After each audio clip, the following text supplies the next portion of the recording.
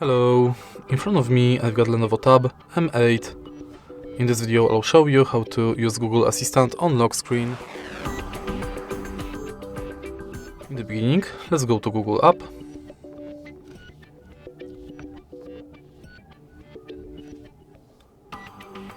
Enter menu and go to settings.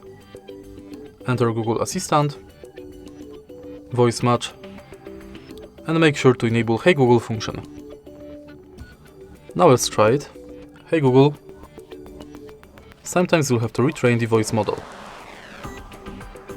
Okay Google, what's the weather tomorrow?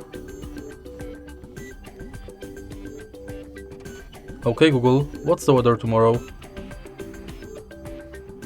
Let's try again because I think it's glitched.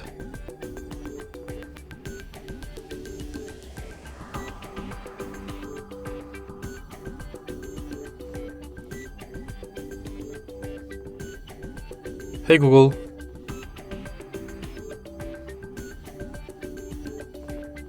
Okay Google, what's the weather tomorrow?